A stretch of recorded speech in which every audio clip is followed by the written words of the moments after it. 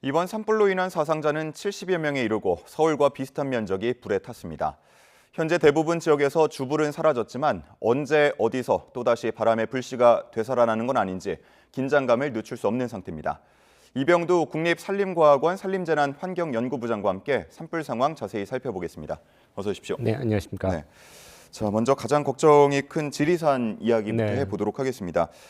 지리산 천왕봉을 사수하기 위한 진화 작업이 진행 중인데 네. 이곳 지금 바람이 꽤 강하다고 하더라고요. 네, 맞습니다. 좀 바람이 좀 많이 불고 있고요. 지금 현재까지의 그 산청 산불의 진화율은 97% 정도 되는데 마지막 그 지금 천왕봉 밑에 계곡이 지금 마지막 남은 구간인데요. 한 1.3km 정도 지금 남아 있는 것으로 화선이 남아 있는 것으로 파악이 되고 있습니다. 예, 뭐 지리산은 가보신 분들은 다 아시겠지만 워낙 넓고 또 네. 지형도 험해서 진화 작업이 원활히 이루어질 수 있지 네. 원활히 이루어질까 걱정이 좀 큰데요. 네, 맞습니다. 지금 이 지역 같은 경우에는 아마 지금 주불 진화를 하지 못하는 모습에 좀 국민 여러분께서 의아해 하실 수가 있을 것 같은데요. 이 지역 같은 경우가 좀 너무 많은 낙엽이 지금 쌓여 있습니다. 그래서 어제 밤에 급하게 이제 저희 연구진이 그 현장에 가서 왜 이렇게 그 산불이 오랫동안 지속되는지를 가서 조사를 해봤는데요. 지금 영상에 보시면 알 수 있는 바와 같이 예. 낙엽이 1m 이상 가까이 쌓여 있습니다. 그래서 치워도 진화대원들이 방어선을 구축하려고 치워도 계속 나오는 저 모습을 볼 수가 있었습니다. 그래서 예. 연구진들이 지금 조사한 결과 낙엽층이 1m 이상 쌓여 있고 그러면서 이제 숲이 아주 빽빽해서 위에서 헬기에서 물을 많이 뿌림에도 불구하고 우산 효과처럼 물이 밑으로 잘 내려가지 않는다. 그리고 밑에 내려간 물들도 저 두꺼운 낙엽층의 왜 윗부분만 적시고 밑으로 내려가지 못하면서 불씨가 계속 살아있다. 이렇게 지금 조사 결과 나왔습니다. 예, 지금 보고 있는 이 영상이 직접 저희 제공해 네, 주신 네, 영상인 맞습니다. 거죠? 네. 현장에도 가보신 겁니까? 네, 우리 연구진들이 지금 어젯밤부터 예. 조사를 하고 있습니다. 정말 말씀하신 것처럼 낙엽이 워낙 많이 쌓여 있다 보니까 위에 보이는 불을 끄더라도 걱정이 계속해서 되는 상황인데 완전히 좀 진화를 하려고 그러면 어느 정도까지 치워야 되는 겁니까? 예, 지금 이제 낙엽을 긁어내서 토양이, 그러니까 더 이상 탈 게 없는 토양이 드러낼 때까지 방어선을 쳐야 되거든요. 가능한 겁니까? 예, 그러다 보니까 지금 진화대원들이 너무 힘들어하고 있습니다. 워낙 낙엽층이 두껍기 때문에. 예. 그 다음에 이제 헬기에서 뿌리는 그 물의 양이 두꺼운 그 나무의 빽빽한 소나무 숲 때문에 잘 안 들어가면 결국은 지상에서 물을 뿌려줘야 되거든요. 예. 근데 지금 이 지역이 진입로에서 그러니까 가장 가까운 도로에서부터 이 지역까지 걸어가는데 1시간이 걸립니다. 코스를 메고 가는 데까지만도 1시간이 걸린다고요? 걸립니다. 그래서 지금 이 지역 같은 경우는 웬만한 분들을 진화대원들을 넣을 수가 없고 체력이 좋은 분들 위주로 지금 골라서 선발을 해서 넣을 정도로 이렇게 접근로가 없기 때문에 그 지역까지 물을 공급하는데 지금 굉장한 어려움이 있습니다. 예, 말씀을 해주신 것처럼 굉장히 좀 진화 작업에 어려움이 예상되는 상황이고 그러다 보니까 지연제나 방화선 구축을 하고 있는 상황인데요. 이건 어떤 방식으로 이루어집니까? 예, 이제 지연제라고 하는 것은 물에다가 끈적끈적한 액체를, 그러니까 물을 끈적끈적하게 만드는 성분을 섞는다고 보시면 됩니다. 주로 이제 인산 암모늄의 비료 성분들이 많은데요. 일단은 이제 뭐 물론 저렇게 빨간색으로 뿌려진다고 해서 조금 해로운 거 아니야 그러겠지만 저 빨간색은 색소입니다. 식용색소입니다. 식용색소. 예. 그래서 이제 유해하지는 않고요. 물론 이제 환경 독성이나 이런 것들을 다 통과를 했는데 이 지연제가 한번 이렇게 나무를 덮으면 산소하고 접촉을 차단하게 됩니다. 그래서 불이 다가와도 이 나무를 태우지를 못합니다. 이게 그래서 지연제의 성분이고 한번 뿌려놓으면은 비가 와서 씻기기 전까지는 효과가 있습니다. 그러니까 물은 이제 뿌려놔도 마르잖아요. 근데 이거는 이제 코팅이 되어 있기 때문에 효과가 오래 가는 거죠. 그래서 지리산과 같은 국립공원이나 문화유산을 보호하기 위해서 그 주변에 이런 지연제를 많이 뿌렸습니다. 특히 이제 안동 같은 경우는 하회마을을 보호하기 위해서 산림청에서 이 지연제를 진화 차량을 이용해서 많이 뿌렸습니다. 예. 유해하지 않다라고 말씀해 주신 건 인체에 유해하지 않다 이렇게 말씀을 해 주신 건가요? 네, 맞습니다. 그런데 걱정인 건 아무래도 지리산이다 보니까 뭐 암모니아 그리고 산소 차단 이런 말씀을 해 주실 때 이게 살림에는 괜찮은 건가 걱정이 되거든요. 그래서 이제 저희가 환경 그 테스트를 할 때 살림이 괜찮은지를 보려면 이제 입에다도 뿌려봅니다. 예. 입에다도 뿌려보고 그 다음에 이제 종자 또 발화 실험을 합니다. 그래서 이 물에다 담궈놓고 이거 해로우면 종자가 발화할 수가 없잖아요. 예. 그래서 이제 그런 특성도 하고 그 다음에 또 계곡으로 흘러갈 수도 있잖아요. 그래서 계곡에 사는 가장 취약한 종이 물벼룩입니다. 그래서 물벼룩 그 독성 실험까지 다 통과를 했습니다. 일종의 시험들을 다 통과한 것들만 사용을 한다라는 네, 말씀이신 맞습니다. 거죠. 자, 조금 전에 올라온 소식 보니까요. 경북 북부 산불이 149시간 만에 진화가 됐고 지금 잔불 정리 작업 중이라고 하는데요. 잔불 정리 작업은 어떻게 이루어지는 겁니까? 네, 이제 그 아마 헷갈리실 거예요. 아니, 불을 다 껐다고 했는데 왜 또 잔불 정리지? 이렇게 헷갈리실 수 있을 것 같은데 주불 진화라고 하는 것은 이제 또 이게 주불 진화가 되고 난 다음에 또 완전 진화라는 표현이 있습니다. 저희가 진화율을 뭐 몇 %다 네네. 나타내는 거는 보통 주불 진화율입니다. 주불 진화를 뜻하는 거죠. 그래서 이 주불 진화라고 한 것은 산불의 경계가 있잖아요. 그러면 산불의 경계로 더 이상 불이 번져나가지 않을 거다라고 판단했을 때 주불 진화라는 표현을 씁니다. 예. 그러니까 산불의 화선이 완전히 다 죽었거나 화선 가까이에 있는 불들이 더 이상 번져나갈 우려가 없다라고 판단했을 경우에 주불 진화를 하는데 예. 그럼 왜 잔불이 중요하냐라고 했을 때는 그 안에는 작고 큰 잔불들이 남아 있을 수가 있습니다. 물론 이 잔불들이 밖으로 튀어나갈 우려는 없었을 때 주불 진화라는 표현을 쓰지만 하지만 이 잔불이 되살아날 수가 있거든요. 바람이 불고 물을 뿌렸지만 이제 또 그 건조한 상태가 지속이 되면 마르잖아요. 예. 그리고 또 바람이 불면 산소가 공급되기 때문에 다시 살아날 수가 있기 때문에 주불 진화가 완료됐다 하더라도 감시대원이나 진화대원들이 철수하지 않습니다. 한 일주일 동안 아마 최장은 한 일주일 동안 계속 남아서 연기가 나자마자 그 지역에 가서 흙으로 덮어서 이 산소를 차단하고요. 또 규모가 좀 크면 접근하기 힘들면 헬기를 이용해서 물을 뿌리는 작업을 계속합니다. 그러니까 주불 진화 했는데 왜 헬기가 다니지? 이렇게 생각하지 마시고 잔불이 남아 있는 것을 철저하게 끌려고 하는구나 이렇게 생각하시면 됩니다. 최대 일주일 정도는 감시 요원들이 남아 있다라고 말씀을 해주셨고요. 영남 산불을 이 큰 피해가 난 거는 아무래도 바람 영향이 클 것 같은데요. 바람 방향이 계속 바뀌면서 예상하기가 어려웠다고요? 네, 맞습니다. 그 바람은 일단은 그 주풍은 이제 서풍이었고요. 그래서 이 주풍을 타고 빠르게 이제 동쪽으로 해안가로 이렇게 확산이 됐었는데 또 안에 산악 지역이잖아요. 이 지역이 이제 뭐 지리산도 있고 산이 굉장히 큰 규모로 이어진 지역이다 보니까 현장의 의견을 들어보니까 굉장히 그 돌풍의 영향으로 인해서 바람도 셌고 그다음에 바람의 방향이 수시로 바뀌었다 이런 의견들이 많았습니다. 예.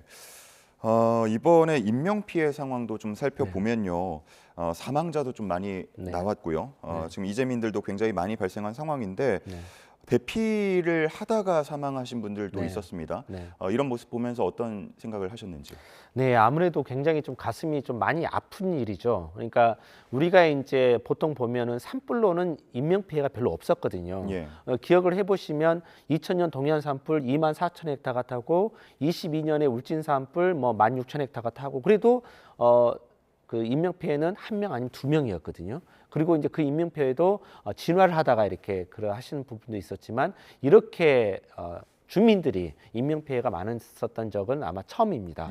아마 이것의 이제 가장 큰 원인은 제가 봤을 때는 산불의 확산 속도와 우리가 가지고 있는 대피 속도가 이제는 역전되지 않았나. 그러니까 그만큼 산불이 빨리 확산되지 않았나라고 생각이 들거든요. 그래서 이제는 모든 시스템의 점검이 한번 좀 필요한데 대피와 관련된 점검이 가장 저는 시급하다고 봅니다. 그래서 지금 대피령이 내려지고 다음에 예전에는 대피령이 내려지면 여러 가지 준비를 한다는 거죠. 중요한 뭐 도장도 챙기고 뭐 이렇게 다 챙겨서 나와 있는 그랬는데 이제는 이제 그런 시간이 없다는 거죠. 대피령이 내려지면 그냥 몸만 나오셔야 됩니다. 몸만 나오셔야 되고 그 다음에 이제 대피소로 가다가 이렇게 그 변을 당하시는 분도 계시는데 일단은 안전한 공간, 그러니까 논과 밭, 그러니까 산림과 떨어진 공간으로 일단 먼저 이동을 한 다음에 뭐 학교 운동장 이런 것도 괜찮습니까? 괜찮습니다. 왜냐하면 공터가 넓으니까요. 일단 이런 곳에 피신을 한 다음에 대피소까지 가는 길이 안전한지 이를 파악을 하셔야 됩니다. 그래서 위험 요소가 있다. 그런 경우에는 일단 안전 공간에 좀 계시고 그다음에 불길이 지나간 다음에 대피소로 이동을 해도 늦지는 않거든요. 그런데 대피소로 무작정 가면 그건 좀 위험할 수가 있습니다. 대피 요령에 대해서 말씀을 해주셨는데 진화 작업을 하다가 또 변을 당하신 분들도 있습니다. 안전한 진화 작업이라는 건 가능한 겁니까? 일단은 이제 오늘 이번 같은 경우는 진화대원도 네 분이나 또 돌아가셨는데 굉장히 가슴 아픈 일이죠. 근데 이제 결국은 지금 영상에도 나오지만 저런 돌풍이 불었던 거죠. 예. 그리고 불씨가 날아갔다는 거죠. 그래서 진화 작업을 하다가 제일 위험한 경우는 결국은 불이 포위되는 건데 왜 불이 포위되는 거냐? 결국은 불씨가 날아가는 거기 때문에 그랬습니다. 그리고 첫 번째 이유는 불씨가 날아가서 내 앞에 있던 불이 내 뒤를 해서 번져서 포위되는 경우가 첫 번째고요. 예. 두 번째는 바람의 방향이 갑자기 바뀌어서 나는 불꼬리, 그러니까 가장 약한 곳이죠. 약한 곳을 진화하고 있었는데 바람 방향이 바뀌어서 갑자기 불꼬리가 불머리가 돼버릴 수가 있거든요. 예. 그러면 불머리가 됐다는 것은 확산 속도가 빠르고 불의 강도가 강하다는 이유거든요. 그래서 지금 저희가 여러 가지 안전사고, 해외의 산불 안전사고를 분석해 보면 대부분 그런 경우가 대부분이었습니다. 예. 혹시 이 작업 현장을 보시면서 네. 장비와 관련해서 아쉬운 점은 없으셨습니까? 일단은 이제 그 여러 그 뉴스에서 그 안전모가 불에 녹았다라는 그런 뉴스가 나왔었는데요. 일단은 산림청이 규정한 그 규정이 있습니다. 안전모에 대한 규정이 있고 그 다음에 또 진화벽에 대한 규정이 있는데 그러한 제품들은 어느 정도 이제 불에 대한 그 테스트를 마친 그런 부분들이기 때문에 그런 부분들 좀 따라주셨으면 좋겠습니다. 예. 헬기의 급수 용량 같은 부분을 네. 지적하는 경우도 있더라고요. 예, 저도 이제 조금 그 말씀을 드리고 싶은 게 산림청 지금 보이시는 게 지금 산림청 헬기인데 예. 산림청 헬기는 물 주머니를 안 달고 있거든요. 반비바켓이라는데 물 주머니를 안 달고 있고 배 밑에 물탱크가 있거든요. 그러다 보니까 저 기종 같은 경우에는 3,000리터를 물을 뜰 수가 있습니다. 3,000리터. 예, 근데 똑같은 기종이 이렇게 물 주머니를 달고 가는 것을 보실 수 있을 거예요. 똑같은 헬기인데, 그러니까 헬기의 힘은 똑같은데 물 주머니를 달고 다니면 물의 양이 1,000에서 2,000밖에 안 나오거든요. 그러니까 일단은 똑같은 헬기를 운영한다면 물론 이제 아마 헬기 시장이 좁아서 저런 헬기를 임차를 하지 못하는 경우도 많을 텐데요. 일단은 저렇게 산불 전용으로 있는 헬기를 활용하면 물량을 더 높일 수 있다. 네, 그렇습니다. 지금 아마 저렇게 뜨는 게 물주머니입니다. 예. 저건 한 1,000에서 2,000 네, 리터 정도가 된다는 그렇습니다. 말씀이시죠. 네. 이번에 또 소나무 같은 침엽수 비중이 높다 보니까 산불의 피해가 커졌다 이런 네. 얘기도 많이 하는데 네. 수종 관리는 어떻게 해야 되는 겁니까? 네, 이제 그 부분도 지금 많이 논의가 되고 있습니다. 이제 그 주요한 논점은 소나무가 산불에 취약하다는 거고, 그다음에 이 지역 같은 경우가 소나무의 비율이 다른 그 지역에 비해서 굉장히 많다라는 이런 지적들이 많은데, 제가 이제 항상 이 질문을 받으면 말씀을 드리고 싶은 것은 소나무가는 죄가 없다. 왜 죄가 없냐면 소나무 같은 경우는 굉장히 그 척박한 토양에 잘 자라는 나무입니다. 그래서 소나무가 먼저 들어오고 난 다음에 여러 가지 잘 자라서 낙엽도 떨어뜨리고 막 그러면 이제 토양이 비옥해지지 않습니까? 그러면 이제 그 이후에 참나무들과 같은 화렵수가 들어오거든요. 그러니까 소나무 역할은 그런 거죠. 근데 지금 소나무가 불에 잘 탄다는 것 때문에 이제 굉장히 뭐 산불의 죄인처럼 되어 있는데 소나무는 죄는 없고 다만 이제 우리 인간의 관점에서 봤었을 때 굉장히 불에 잘 탄다라는 건데, 그러면 이걸 어떻게 할 것인가에 문제가 있을 수 있잖아요. 근데 이제 이 넓은 우리나라에서 소나무는 25%를 차지합니다. 단일 수종으로 가장 많은 면적을 차지하고 있는데요. 그럼 그 소나무를 다 벨 수는 없는 거잖아요. 그래서 가장 먼저 시급한 것은 마을 주변이나 원자력 발전소 주변, 그다음에 문화예술 주변처럼 소나무로부터 절대 타선 안 되는 지역을 우선 이격거리, 그러니까 좀 떨어뜨려 놓는 거죠. 떨어뜨려 놓고 그다음에 소나무 빽빽한 소나무 숲을 좀 듬성듬성하게 만들면 그 산불이 탈 때 한꺼번에 타지 않고 지표화로 타서 시설을 보호할 수가 있습니다. 예. 저희가 기상이변 이야기를 할 때 늘 좀 산불이 우려된다라는 얘기가 따라 붙는데 지금 이런 산불 모습을 보면서도 기상이변에 영향이 있다고 보십니까? 네, 맞습니다. 저희들은 이제 뉴스를 보다가 기상캐스터님이 내일은 전국적으로 뭐 봄날에 완연한 봄날, 그다음에 봄날인데 여름 날씨가 나오겠습니다. 이런 표현을 들으면 내일 전국적으로 산불이 많이 나겠구나 이렇게 이제 하고 생각을 하거든요. 근데 이번이 이제 딱 그런 경우였죠. 봄 날씨인데 초유럽 날씨가 들어왔죠. 그래서 평년보다 25도나 높았고 제주도 같은 경우는 그 다음 날 30도를 넘어서 3월에 최고 기온을 갱신했다고 그래요. 지금까지 우리 통계를 기록한 이후로 예. 그만큼 이제 기온이 빠르게 변하고 있고 기후 변화가 빠르게 변하고 있다. 여기에 따라서 산불의 파괴력도 굉장히 달라지고 있다라는 네. 건데 여기서 이제 두 가지인데요. 산불이 1년 내내 나고 있습니다. 음. 예전에는 봄철하고 겨울철만 나고 끝이었거든요. 근데 지금은 1월에도 나고 한여름에도 나고 이렇게 이제 산불이 연중 나고 있다라는 거고요. 두 번째는 한번 산불이 나면 강하게 탄다. 그러니까 파괴력이 강하다는 거죠. 그래서 이 두 가지 현상이 지금 계속 나타나고 있다. 이렇게 말씀드리고 싶습니다. 예. 누군가한테 나들이 가기 좋은 날씨가 또 누군가에게는 산불을 걱정해야 하는 그런 네. 날씨가 될 수 네, 있다라는 맞습니다. 부분을 네. 말씀해 주셨습니다. 늘 그렇지만 산불이 나면은 실화로 추정되는 네. 경우가 많은데요. 나들이를 가시더라도 이런 부분을 꼭 염두에 두고 네. 움직이셨으면 좋겠습니다. 자, 오늘 말씀 여기까지 듣도록 하겠습니다. 이병두 환경연구 부장과 함께했습니다. 고맙습니다. 네, 고맙습니다.